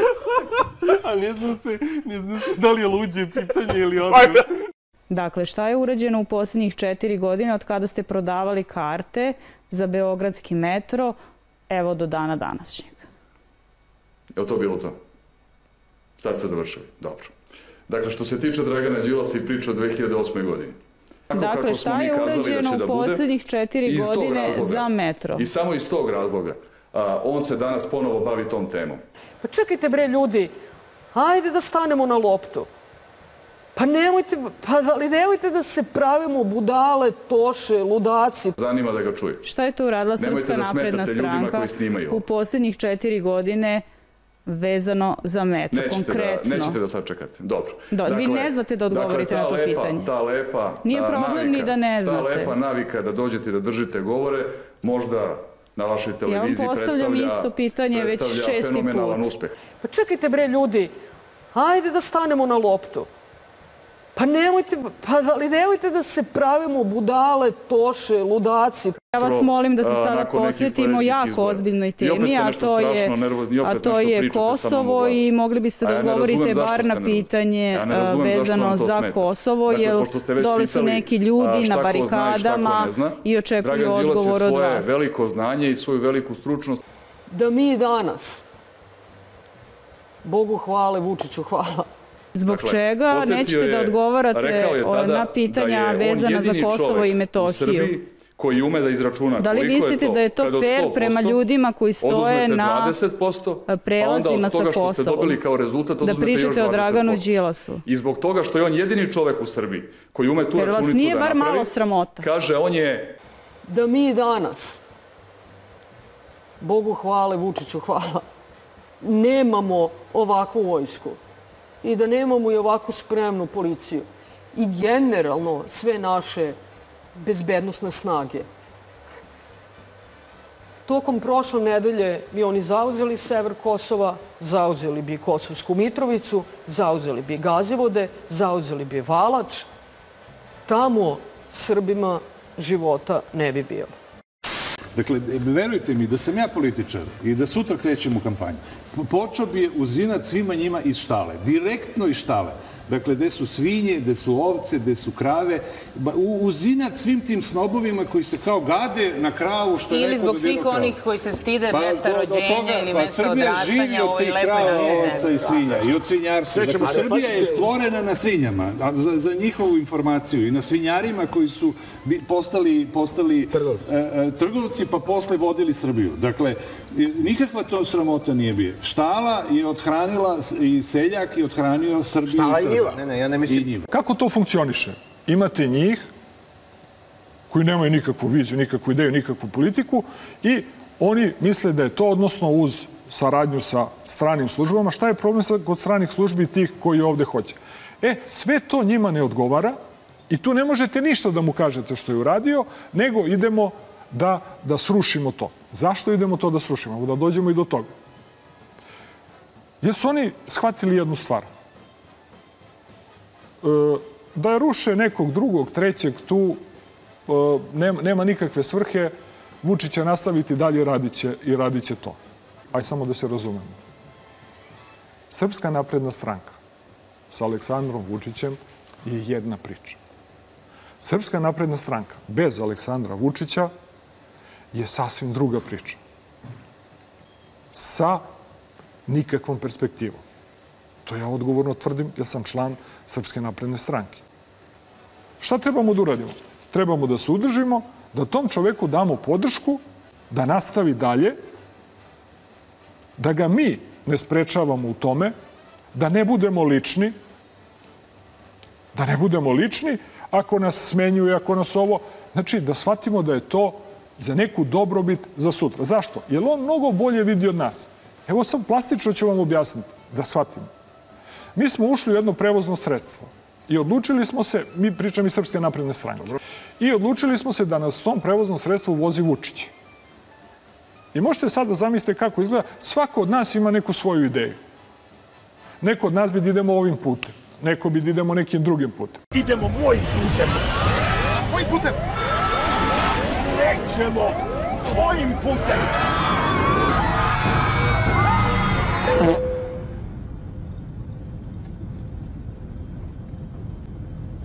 Jedni bi da idemo brže, drugi bi da idemo sporije, treći bi da pusti ovu muziku, četvrto bi da sede na spratu, peti bi da sede pozadi, ovi jedni hoće da sede do prozora. I sve to treba uskladiti da bi vas dovezo do cilja da vam bude bolje. Zato što je stiglo Hrvatsku, stiglo u Makedoniju, još uvijek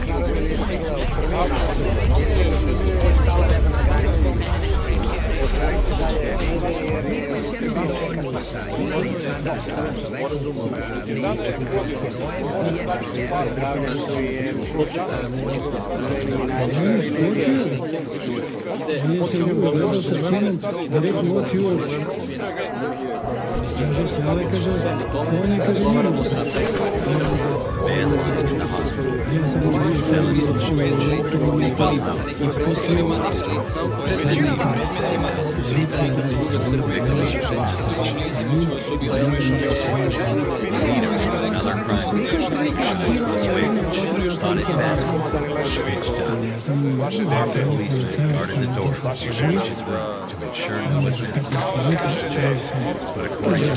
Ja sam mislio kako da se odupremo koronu. I onda otuda i takva reakcija, izvinite, predsjednika države, koji je zaista bio šokiran, nije mogao da veruje da čovek koga je on u smislu javnog života, u smislu predsjednika FSS-a napravio. On je nastao posle 2012. u smislu javnih funkcija. On je pre toga bio privatni ugostitelj sa Novog Beograda, ima valjda jednu ili 1,5 kafanu. On je kao takav, on je kao činjenica društveno-politička nastao zahvaljujući, po znacima navoda, vlasti Aleksandra Vučića. I sad on takav, po svemu sudeći, radi o glavi Aleksandru Vučiću. Jer izvinite, evo, greh na moju dušu, ako nešto lažem. Evo da objasnim, neka zamisli svaki gledalac, molim.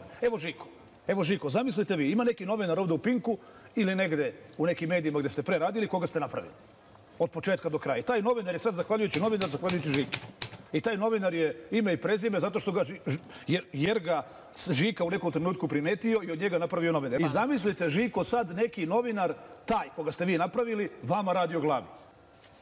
Pa kako biste se Žiko vi osjećali? Kako bi se ja osjećao? Kako bi se bilo koji gledalac osjećao? Ti nešto znaš, ti imaš dobre informacije, verovatno znaš nešto... Žiko, ali to su šokantne stvari. Dakle, taj čovek je ušao u biznis 2012. godine, formirajući svoju firmu koja se zove ProInter. Takođe, Kokezina firma ProInter je uspela da kupi Eurosalon, nekada gigant industrije nameštaja u Srbiji, za 190.000 evra.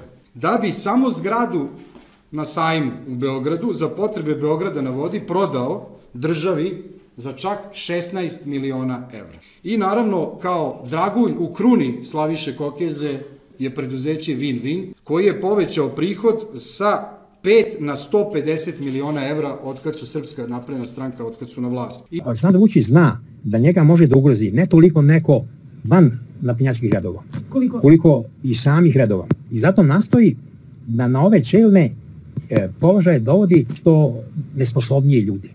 Vučić to vrlo dobro zna i zato se okružuje maltene nesposobnjakovićima i poluidiotima, jel?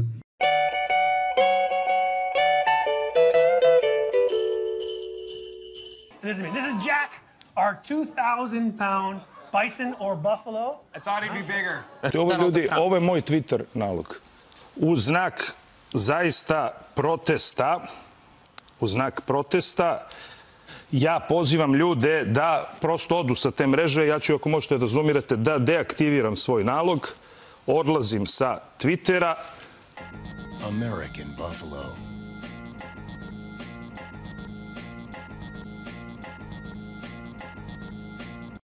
Ja sam taj, pošto kažu krivična je prijava da li je, ne znam, organizovao ove baklje ili podstrekavao. Ma podstrekavao sam i podstrekavam i dalje. I pozivam ljude da im se suprotstave. A što se tiče organizovanja, nažalost nisam, ali sam spreman da prihvatim apsolutno sve to što mi navodite i da ako treba da idem da robijam za svoje ideje.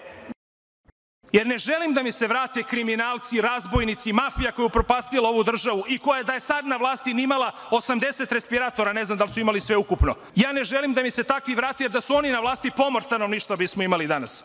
Ja ću zato baš večeras u 8:30, u 20:30 sa svoje terase, Bogu hvala, velika mi je, na glas da pustim preko svog razglasa nešto što se suprotstavlja njima i pozivam sve ljude da u 20:30 kao onako kroz jednu pravu građansku reakciju na ovu njihovu besmislicu takođe nešto urade slično. Meni je drago što taj poziv ide preko društvenih mreža, tako da od 20:30 stop tajkunima, stop lopovima i stop razbojnicima koji su uništili ovu zemlju. Hvala vam.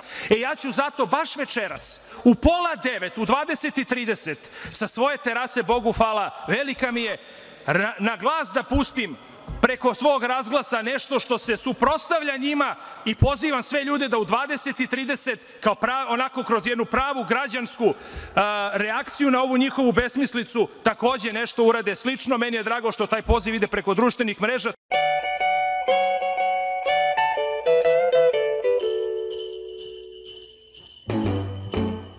Jingle bell, jingle bell. Apel i od strane Vlade Republike Srbije i od resornog ministarstva je svakodnevno odaslat svima onima koji su praktično, da kažem, ta ciljna grupa i mislim da bi time pokazali ne samo da imaju taj visok stepen i solidarnosti i odgovornosti ne samo prema sebi, nego prema zajednici u kojoj žive, već bi pokazali i dokazali da ta vakcina zaista jeste jedna civilizacijska tekovina koju prosto treba baštiniti, jer to je jedini način. Ti zaista, to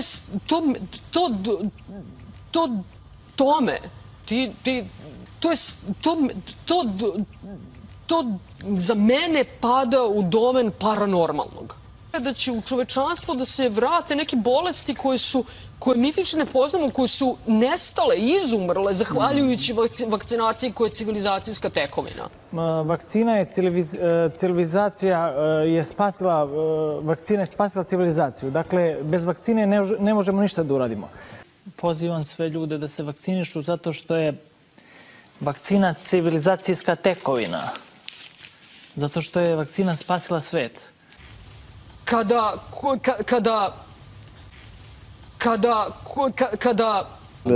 Tim za škole koji sam spomenuo će svake nedelje, dakle to je jedan tim koji u kontinuitetu radi, funkcioniše. Parametri su ti koji opredeljuju u kojoj zoni će biti pozicionirane određene jedinice lokalne samouprave. Dakle, na jedan centralizovan način će biti menadžerisan čitav proces decentralizovanog pristupa. To malo rogobatno zvuči, I da zaključimo priču o oceni izveštaja. Jedni kažu da je kritičan, a drugi kažu da ima pozitivnih elemenata. Čuli smo i predsjednika Vučića. Kako ga vi čitate? Pa, znate šta, prvo dobro je da ima različitih interpretacija zato što to pokazuje da je Srbija postala jedno suštinski participativno demokratsko društvo. Suštinski participativno demokratsko društvo. Ali ono što je važno, to je šta je napisano. A i kao ministar za evropske integracije, a ovaj izveštaj Evropske komisije je jedan snažan poziv Srbiji da ubrza reformski proces, posebno u određenim oblastima, zato što se na Srbiju računa. Molim vas, samo pogledajte. Recite mi, da li postoji čovek, da li postoji kriminalac, ubica, tajkun, da li postoji bilo koji milioner, bilo koji čovek koji je u istoriji Srbije, modernoj istoriji Srbije, napadan u medijima na način i u količini u kojoj je napadan predsjednik Aleksandar Vučić? Ja ne znam. Zaista. Recite mi jednog, evo bilo koji, gledalci neka se zamisle, da li postoji jedan kriminalac koji je o kome je oštampano više miliona stranica najgore mržnje? Da li postoji jedan kriminalac koji je o kome je oštampano više miliona stranica najgore mržnje? A šta će biti sa tim mladima koji su... Mladi su tu, znači oni ljudi koji su završili našu akademiju i svakako su i oni tu i oni su već uveliko onako ubačeni u vatru. Znate, mi smo kao stranka se odlučili da imamo akademiju, da školujemo naš kadar. Sa leve strane imate neku Twitter opoziciju koja je opozicija u svom nekom začaranom svetu živi. Ona ne gleda šta se dešava u narodu, ne silazi sa asfalta u narod. Nema uopšte predstavu kako narod u Srbiji živi. Nemaju taj odnos sa narodom. I sad mene na Twitteru tamo neki predsjednici nekih partija napadaju, nešto žele da diskredituju i sad moji saradnici kažu da im ja odgovorim. Ali ja ne želim da im uopšte odgovaram, to su obično ispostave neke strane agenture.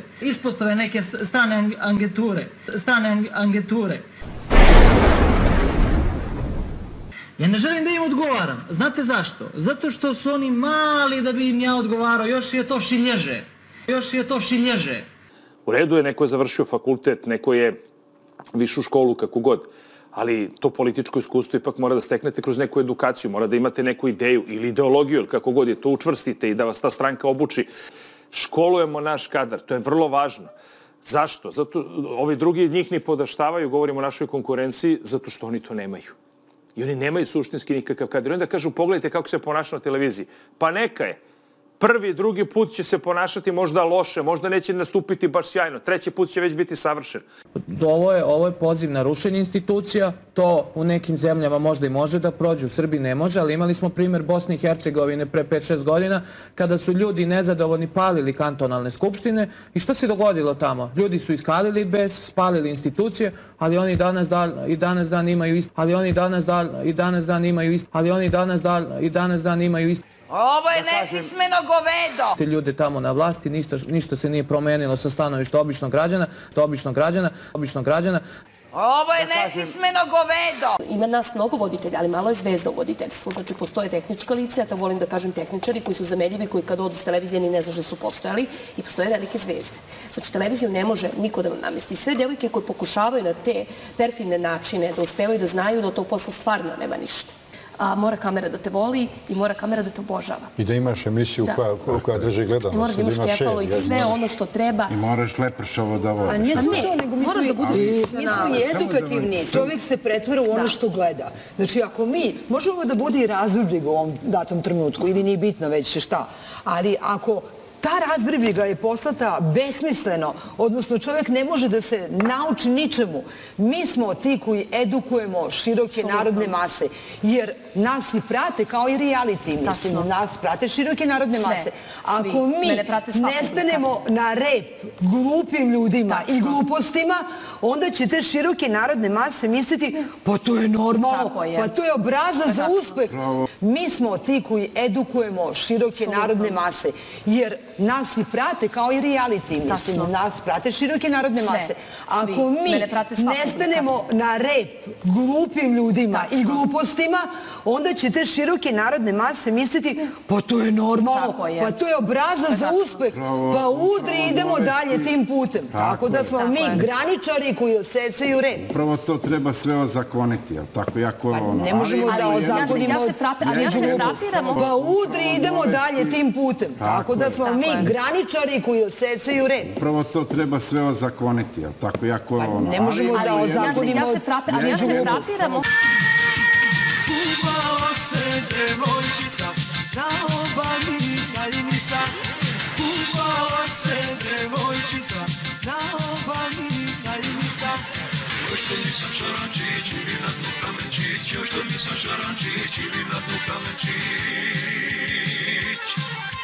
Teče rečica, u njoj pliva ribica. Mi smo ti koji edukujemo široke narodne mase, jer nas i prate kao i reality. Mislim, nas prate široke narodne mase. Kako je biti pijanac? Nema ništa u životu. Legneš lijepo, vrti ti se sve, povraćaš tu, na tebi šmirkec ovdje, boli te, kore ujutro se digneš i na što ideš? Na popravak ideš opet piti. Jebete, ne uzmete, ja pijem 33 godine sada. Neću to napustiti. Ne treba mi staž, ne treba mi, ali alkohol je biti. I znaš ko mi treba? Mirko, ti, neki, Torit i voli me, Uroš obavezno, jara moj, od Kosovo, Republik. Ništa mi drugo ne treba. Kakav radni stažite, samo alkohol je bitan. Nema ništa u životu nema ljepše. Vjeruj mi, taj čovjek pijan. Znaš ti, da se ti ovako digneš na stepence. Gdje sam? A znaš šta ti mozak kaže? Ti nakon minute kužiš gdje si i znaš šta ti mozak kaže? Marijane, treba ići dalje pit. Onda smo se ja i moj mozak složili, odmah treba ići ovako otražiti. Nema od alkohola ni to. I onda sam slušao ovo, kaže, dolazi sad Biden, naravno da pritisne Evropljane, i kaže, ceo svet je uveo sankcije Kini. Ceo svet je uveo sankcije Kini. Ceo svet je uveo sankcije Kini. Ruši se, padaš, slomi se, ali opet ništa ne zna. Mi imamo problem ovdje sa pozicijom Srbije koja je nikad teža. To naš narod i građani Srbije moraju da znaju da je pozicija Srbije u ovom trenutku jako teška. Nikad teža. Mi se nalazimo u jednom, kako bi vam objasnio, plastičnom žbunu i krećemo se kroz taj žbun. I sa strana je mnogo veliko trnje i mi se krećemo pomalo, ali nas grebe to trnje. Ali budemo li skrenuli levo ili desno, malo ostaćemo u tom žbunu i žedni i gladni i ostaćemo bez naše zemlje. Nije to vreme kad je bio, recimo, on je bio zadužen za referendum u Crnoj Gori. Promenilo se od tada vremena, promenila se geopolitička pozicija Srbije i to platno pomalo geopolitičko naginje ka srpskoj vodenici. Dakle, jako je veliki pritisak na Srbiju. Sa svih strana.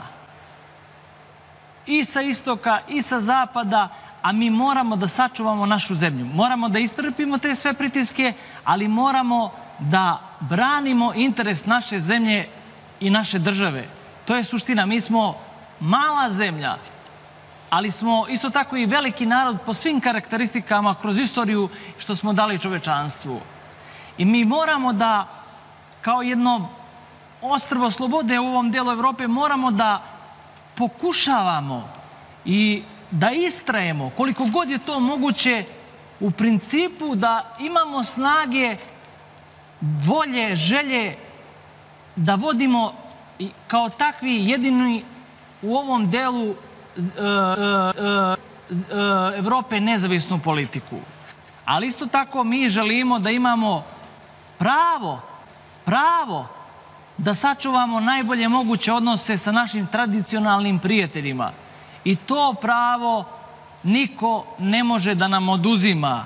I za to pravo mi ćemo se boriti koliko god je to moguće da sačuvamo ovu zemlju u ovom jako teškom istorijskom trenutku. Ekonomski, svetski točak je stao, ljudi.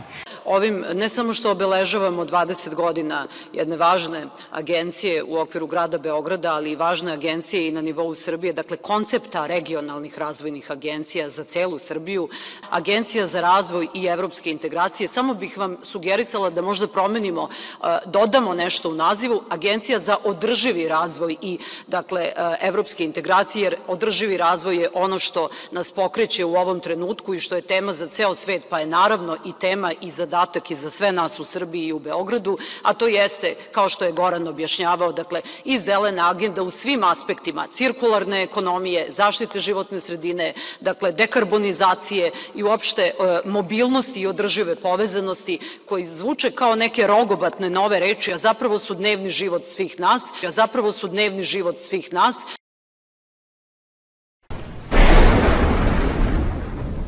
Vodeći moto evropskih integracija, pored političkog domena koji je označavao zapravo početak dugotrajnog mira u Evropi nakon svih užasa vekovnih ratova na tlu Evrope, imao je i drugi cilj. Imao je cilj, dakle, konvergenciju i koheziju. Te dve reči označavaju zapravo sinergiju razvoja i to ujednačenog ili makar približno ujednačenog razvoja svih regiona Evrope. Dakle, koheziona politika je zapravo politika kako da sva sredstva koje idu u zajednički budžet Evropske unije budu realocirana tako da pomognu da se oni regioni sa manje razvijenim komponentama što više približe i na što bezbolniji i bešavni način uključe u ono što je cilj bio Evropske unije. Mi nijednog trenutka ne gubimo vremena onoj osnovnoj poluzi evropskih integracija, a to je održivi razvoj. U tom smislu postoji i poglavlje 22 u okviru nove metodologije smešteno u klaster 5, a taj klaster 5 se tiče vrlo važne politike, kohezione, poljoprivredne i mapiranja resursa za svaku zemlju. Ja sam inače zadužena za koordinaciju i programiranje IPA fondova i uopšte za pripremu regionalne politike Srbije u odnosu na Evropsku uniju. Aco, sad ću ti ja dati novac da kupiš za ove ljude što rade, da im kupiš sendviče. Pivo ne smemo pošto se radi, ali možemo sok. I sendvič. Jeste spremali sendviče, Srbljanović? Gde su sendviči? Šta se stidite? Daj sendviče ovamo da podelimo.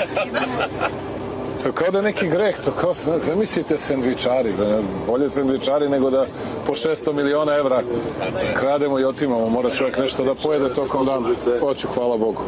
Ali kad smo govorili o ekonomskoj stabilnosti, sad ću citirati ono što se pojavljuje u medijima. Kako je moguće da niste primetili da fali ili da nema 640 miliona u budžetu koje su... Ajte, nemojte 640 miliona, to je pretarano, mislim, to je... I nije 640 miliona, nego je to kroz 8 godina napisano 640 miliona, ali to je... Mi sad znamo da je predsjednik Fudbalskog saveza kontrolisao carinu. Da je on otvarao rampe za ulaz kamiona sa drogom. On je učestvovao jedan od... Čekaj, da postoji jedan mehanizam za slobodne kanale droge preko Srbije i ko zna kakve robe. Mariću, pogledajte vi u to. U tom su umešane državne strukture, ne samo u Srbiji, nego u više zemalja. I kad vi to, kad razmislite logično o tome... Slobodni prolaz droge, ko zna kuda. Evo sad mi recite ovako. Dakle, imate u zvaničnim papirima ne jedan, nego nekim danima i više kamiona, a nedeljno bar 3-4, nekim danima, nekim nedeljama i 10 kamiona, koji formalno u papirima carinskim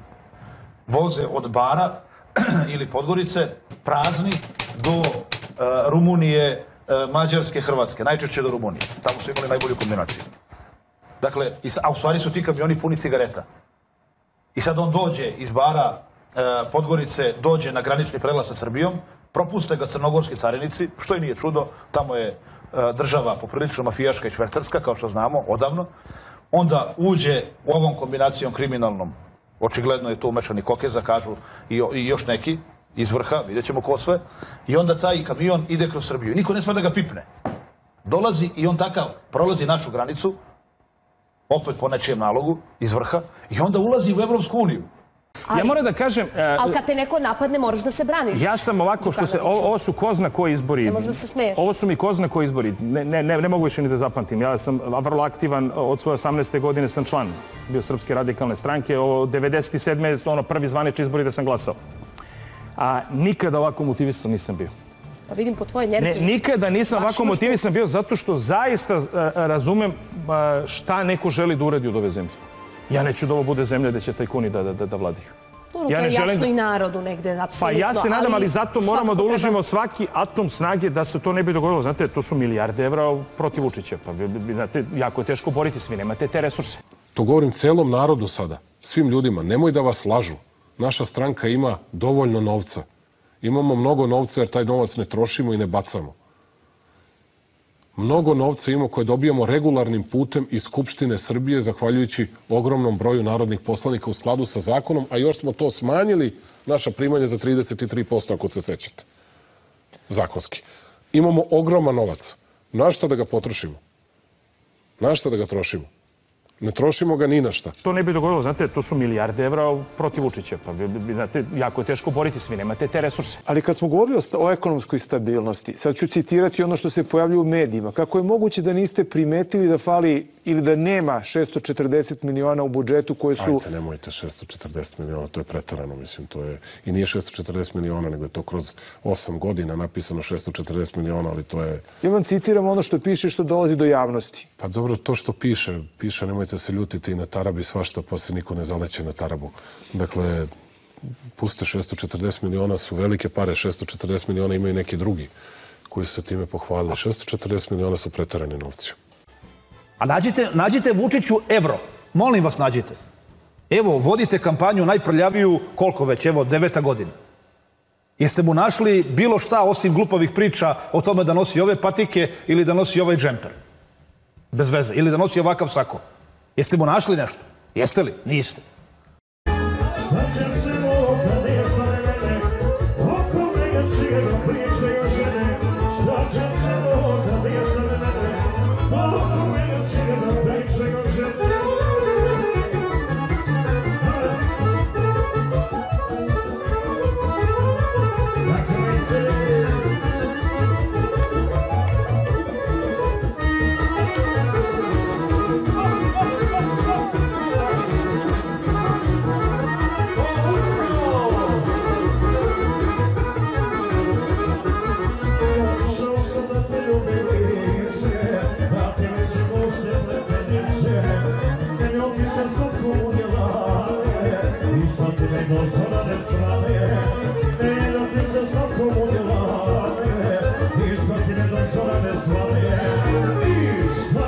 Takođe sam čula i slušala i videla neku vrstu ironičnog komentarisanja jedne rečenice i jednog objašnjenja koje sam dala, a to je da kritika o tome da su iste ocene kao i prethodne godine, prvo ne može uopšte da stoji, zato što, jer mi je neverovatno koji deficit kognitivnih sposobnosti i logike oni koji plediraju da se bave evropskim integracijama pokazuju, a pritom nepoznavanje potpuno, dakle, metodologije pisanja izveštaja. Dakle, izveštaj o napretku zemlje meri napredak u izveštajnom periodu od jednog izveštaja do drugog. I ako postoji ocena no progress, dakle da nema progresa, ona opisuje stanje u kojem bi ocena bila zapravo potpuno ista kao i prošle godine, jer se ništa nije desilo od prethodnog izveštaja, dakle od prošlogodišnjeg do ovogodišnjeg. Dakle, samo bi no progress pokazao da su ocene potpuno iste. Odnosno da su u nekoliko, dakle, da je potpuna stagnacija reformi. Svaki napredak, bilo da je on ograničeni, bilo da je dobar, bilo da je izvestan, dakle postoji ta gradacija ocene u napretku po pojedinim oblastima, pokazuje da se svakako napredak ostvario u odnosu na, dakle, prethodnu godinu i naravno da to nisu više iste ocene. One mogu da budu iste po nivou, kako da kažemo, po nivou ranga koje se daju, po po nivou, kako da kažemo, po nivou ranga koje se daju, ali one ne pokazuju da su reforme stagnirale. Mislim da je ovaj izveštaj svakako notirao značajan napredak u svim oblastima i moram to dodatno da pojasnim zato što sam dosta slušala u poslednje vreme o tome da su neke ocene ostale na nivou prošlogodišnjih. To zapravo nije tačno, zato što tamo gde je ograničeni napredak prošle godine u izveštaju, pa sad imamo ograničeni napredak u ovom izveštaju, molim vas imajte u vidu da taj napredak nije isto u odnosu na prošlu godinu, jer ocene mere prethodni izveštajni period, što znači, dakle, izveštajni period od prethodnog izveštaja do novog izveštaja. Dakle, nije to isto ako je ograničeni napredak i prošle godine i ove godine.